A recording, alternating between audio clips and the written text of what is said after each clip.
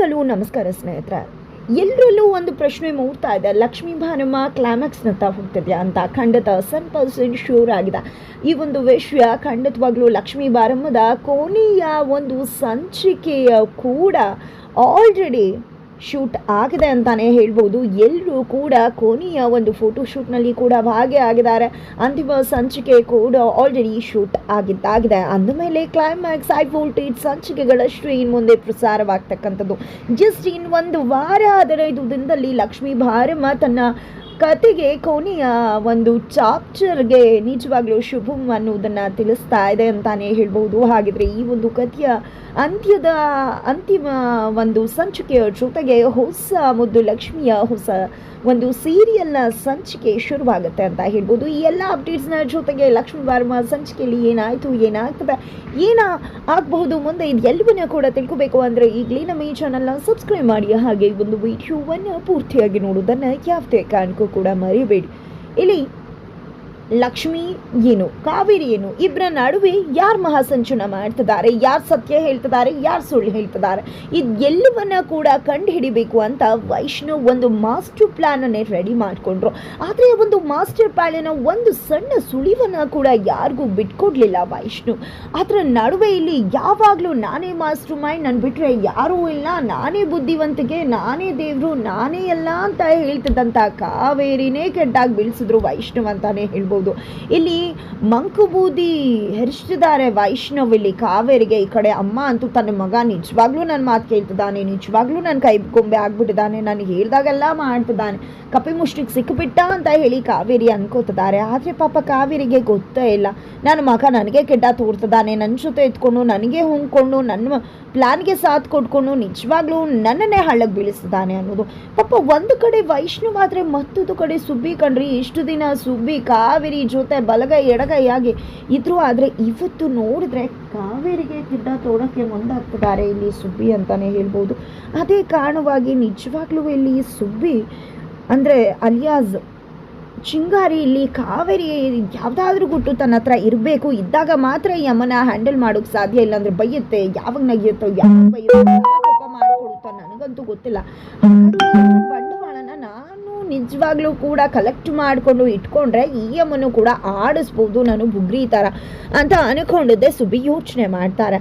ಅದೇ ಒಂದು ಕಾರಣಕ್ಕೋಸ್ಕರನೇ ಇಲ್ಲಿ ನಿಜವಾಗ್ಲೂ ಕೂಡ ಕಾವೇರಿಗೆ ಮತ್ತು ಬರೋ ಔಷಧಿನ ಮಿಕ್ಸ್ ಮಾಡ್ತಾರೆ. ಹೇಗೆ ಲಕ್ಷ್ಮಿಗೆ ಮತ್ತು ಬರೋ ಔಷಧಿನ ಮಿಕ್ಸ್ ಮಾಡಿ ಅವಳಿಂದ ಸತ್ಯವನ್ನು ಹೊರತೆಗೆದು ಅದನ್ನು ರೆಕಾರ್ಡ್ ಮಾಡಿಕೊಂಡಿದ್ರು ಸುಬ್ಬಿ, ಅದೇ ರೀತಿಯಾಗಿ ಇಲ್ಲಿ ಕಾವೇರಿಗೂ ಕೂಡ ಮತ್ತು ಬರೋ ಔಷಧಿಯನ್ನು ಹಾಲಿಗೆ ಮಿಕ್ಸ್ ಮಾಡಿ ಕಾವೇರಿ ಹತ್ರ ಬಂದು ಮೇಡಮ್ ನೀವು ಸರಿಯಾಗಿ ನಿದ್ರೆ ಮಾಡ್ತಿಲ್ಲ, ನೀವು ಚೆನ್ನಾಗಿರಬೇಕು, ಚೆನ್ನಾಗಿ ನಿದ್ರೆ ಬರಬೇಕು ಅಂತ ಕೇಸರಿ ಹಾಕಿ ತೊಗೊಂಡು ಬಂದಿದ್ದೀನಿ ಅಂತ ಡ್ರೈ ಫ್ರೂಟ್ಸ್ ಜೊತೆಗೆ ಹಾಲನ್ನು ಕೂಡ ತೊಗೊಂಡು ಬರ್ತಾರೆ.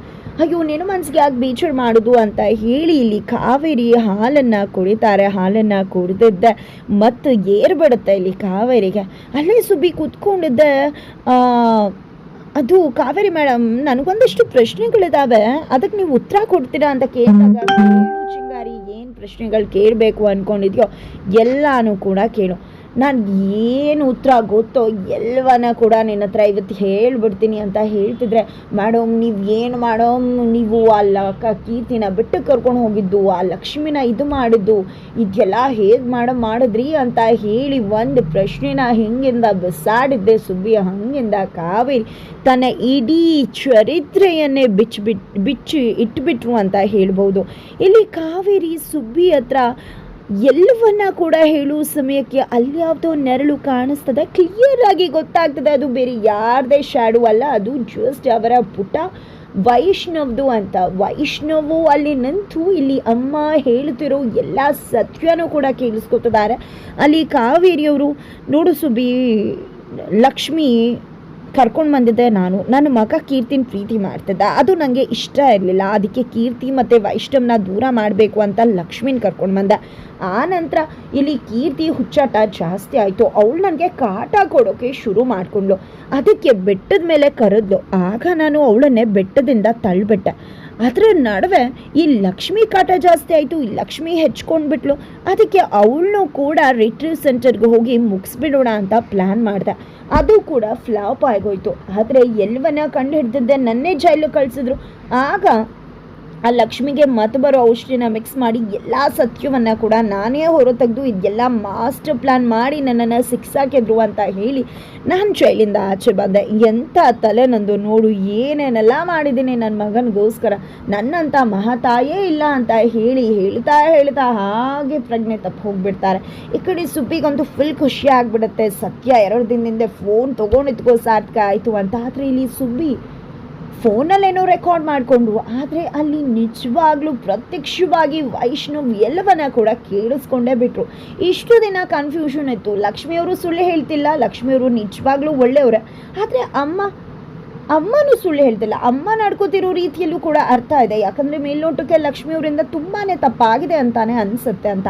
ಆದರೆ ಯಾವುದೋ ಅನುಮಾನ ಇದೆ, ಯಾರು ಮಹಾಸಂಚು ಮಾಡ್ತಿದ್ದಾರೆ, ಯಾರದು ಅನ್ನೋದನ್ನು ತಿಳ್ಕೋಬೇಕು ಅನ್ನೋದೇ ವೈಷ್ಣವನ ಇಂಟೆನ್ಷನ್ ಆಗಿತ್ತು. ಅದೇ ಕಾರಣಕ್ಕೆ ಎಲ್ಲ ನಾಟಕ ಮಾಡಿದ್ದು, ಕಾವೇರಿ ಪರ ನಿಂತ್ಕೊಂಡಿದ್ದು, ಲಕ್ಷ್ಮಿನ ಬೇಡ ಅಂದಿದ್ದು, 2ನೇ ಮದುವೆಗೆ ಒಪ್ಕೋತೀನಿ ಅಂದಿದ್ದು, ಹಾಗೆ ಸಾಗರಿ ಜೊತೆ ಎಂಗೇಜ್ಮೆಂಟ್ಗೆ ಕೂಡ ವೈಷ್ಣವ್ ಒಪ್ಕೊಂಡಿದ್ದು.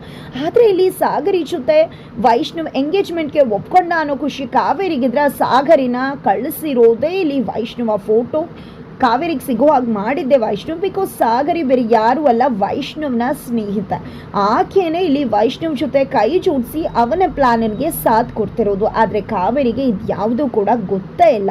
ಆದರೆ ಅಲ್ಲಿ ಲಕ್ಷ್ಮಿ ತನ್ನ ಒಂದು ಪ್ರೀತಿ ತನ್ನಿಂದ ಬಿಟ್ಟು ಹೋಗ್ತದೆ. ನಿಜವಾಗ್ಲೂ ವೈಷ್ಣವ್ ಅವರು ನನ್ನನ್ನು ಬಿಟ್ಟು ಬೇರೆ ಮದುವೆ ಆಗೋದಕ್ಕೆ ಒಪ್ಕೊಂಡ್ಬಿಟ್ರಾ ಅನ್ನೋ ನೋವಲ್ಲಿದೆ. ಆದರೆ ಕೀರ್ತಿ ನಿಜವಾಗ್ಲೂ ಮಾನಸಿಕವಾಗಿ ಧೈರ್ಯ ಹೇಳ್ತಿದ್ದಾಳೆ, ಮಾನಸಿಕವಾಗಿ ಜೊತೆಲಿದ್ದಾಳೆ ಲಕ್ಷ್ಮಿ ಜೊತೆ ಕೀರ್ತಿ.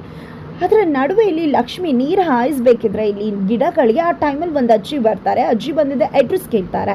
ಅಡ್ರೆಸ್ ಕೇಳಿದಾಗ ಅಡ್ರೆಸ್ ಎಲ್ಲಿ ಅಂತ ಕೂಡ ಲಕ್ಷ್ಮಿ ಹೇಳ್ತಾಳೆ. ನೀನು ನನಗೆ ಅಡ್ರೆಸ್ ಹೇಳಿದ್ಮೇಲೆ ನಾನು ನಿನ್ಗೆ ಏನಾದ್ರು ಕೊಡ್ತೀನಿ ಅಂತ ಬೂದಿ ಹೆಚ್ಚಿದೆ ಲಕ್ಷ್ಮಿನ ಮಂಕ್ ಮಾಡ್ತಾರೆ. ಲಕ್ಷ್ಮಿ ಪ್ರಜ್ಞೆ ತಪ್ಪಿದ್ದೆ, ಕಿಡ್ನಾಪ್ ಆಗ್ತಾಳೆ. ಕೀರ್ತಿ ಬಂದು ನೋಡಿದ್ರೆ ಲಕ್ಷ್ಮಿ ಕಾಣಿಸ್ತಿಲ್ಲ. ಈ ಕಡೆ ಹೇಗಾದರೂ ಮಾಡಿ ಲಕ್ಷ್ಮಿನ ಹುಡುಕ್ಬೇಕು ಅಂತ ಕೀರ್ತಿ ಅನ್ಕೋತಿದ್ದಾಳೆ. ಆ ಕಡೆ ಎಲ್ರಿಗೂ ಗೊತ್ತಾಗುತ್ತೆ. ಆದರೆ ಇದೆಲ್ಲ ಮಾಡಿದ್ಯಾರು, ಬೇರೆ ಯಾರೂ ಅಲ್ಲ ಕಣ್ರಿ, ಕಾವೇರಿನೇ ಮಾಡಿರೋದು ಲಕ್ಷ್ಮಿ ಕಿಡ್ನಾಪನ್ನು. ಈ ಕಡೆ ರೌಡಿಗಳು ಲಕ್ಷ್ಮಿನ ಬಂದು ಕಟ್ಟ ಹಾಕಿದ್ರೆ ಅಲ್ಲಿ ಕೀರ್ತಿ ಬರ್ತಾಳೆ. ಕೀರ್ತಿ ಬಂದಿದ್ದೆ ಇಲ್ಲಿ ಲಕ್ಷ್ಮಿನ ಬಿಡಿಸ್ತಾ ಇದ್ದಾಳೆ, ಜೊತೆಗೆ ಇದನ್ನೆಲ್ಲ ಮಾಡಿದ್ದು ಆ ಕಾವೇರಿ ಆಂಟಿ ಅಂತ ಹೇಳ್ತಿದ್ದಾಳೆ. ಬಿಕಾಸ್ ಅವಳು ಕೇಳಿಸ್ಕೊಂಡ್ಬಿಡ್ತಾಳೆ. ಅದರ ನಡುವೆಯಲ್ಲಿ ಕೀರ್ತಿ ತಲೆಗೆ ಅದೇ ರೌಡಿಗಳು ಯಾರು ಅಂದು ಕಿಡ್ನಾಪ್ ಮಾಡಿದ್ರು ಕೀರ್ತಿ ಲಕ್ಷ್ಮಿನ, ಅದೇ ರೌಡಿಗಳು ಕೀರ್ತಿ ತಲೆಗೆ ಹೊಡಿತಾರೆ. ಕೀರ್ತಿ ತಲೆಗೆ ಹೊಡಿತಿದ್ದಾಗೆ ಕೀರ್ತಿಗೆ ಎಲ್ಲವೂ ಕೂಡ ಕ್ಲಿಯರ್ ಪಿಕ್ಚರ್ ಆಗಿ ನೆನಪಾಗಿ ಬಿಡುತ್ತೆ. ಫೈನಲಿ ಕೀರ್ತಿಗೆ ಎಲ್ಲ ನೆನಪಾಗಿದೆ. ಈ ಕಡೆ ಲಕ್ಷ್ಮಿ ಕೀರ್ತಿ ಸೇರ್ಕೊಡು ಅವ್ರಿಗೆ ಸರಿಯಾಗಿ ಟಕ್ಕರ್ ಕೊಟ್ಟು ಅಲ್ಲಿಂದ ಬರ್ತಾರೆ. ಬರೋ ಟೈಮಲ್ಲಿ ಆಲ್ರೆಡಿ ಕ್ಲೈಮ್ಯಾಕ್ಸ್ ಹಂಚಿಕೆ ಎಲ್ಲ ರೀತಿ ಸಿದ್ಧತೆ ಆಗಿದೆ ಅಂತಾನೆ ಹೇಳ್ಬೋದು. ಬಿಕಾಸ್ ಕ್ಲೈಮ್ಯಾಕ್ಸ್ ನಡೆಯೋದು ನಿಜವಾಗ್ಲೂ ಮತ್ತೊಮ್ಮೆ ವೈಷ್ಣವ್ ಮತ್ತು ಲಕ್ಷ್ಮಿ ಮದುವೆ ಆಗುತ್ತೆ.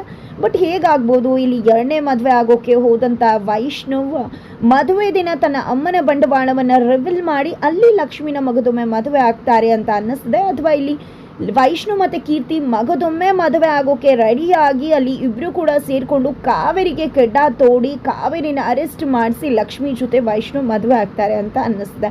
ಖಂಡಿತವಾಗ್ಲೂ ಇಲ್ಲಿ ಮಹಾ ಟ್ವಿಸ್ಟ್ ಕಾದಿದೆ. ಇಲ್ಲಿ ಮಗದೊಮ್ಮೆ ಕೀರ್ತಿ ಮಗಳಾಗಿ ರೆಡಿ ಆಗಿದ್ದಾಳೆ, ಆಕೆ ಲಕ್ಷ್ಮಿ ಕೂಡ ಮದುಮಗಳಾಗಿ ರೆಡಿ ಆಗಿದ್ದಾರೆ. ಹಾಗಿದ್ರೆ ಕತೆ ಏನಾಗುತ್ತೆ, ಕ್ಲೈಮ್ಯಾಕ್ಸ್ ಯಾವ ರೀತಿ ಹೈ ವೋಲ್ಟೇಜ್ ಆಗಿರುತ್ತೆ, ಇದು ಎಲ್ಲವನ್ನೂ ಕೂಡ ತಿಳ್ಕೊಬೇಕು ಅಂದರೆ ಈಗಲೇ ನಮ್ಮ ಈ ಚಾನಲ್ನ ಸಬ್ಸ್ಕ್ರೈಬ್ ಮಾಡಿ ಮುಂದಿನ ವಿಡಿಯೋಗೋಸ್ಕರ ವೇಟ್ ಮಾಡೋದನ್ನು ಮರಿಬೇಡಿ.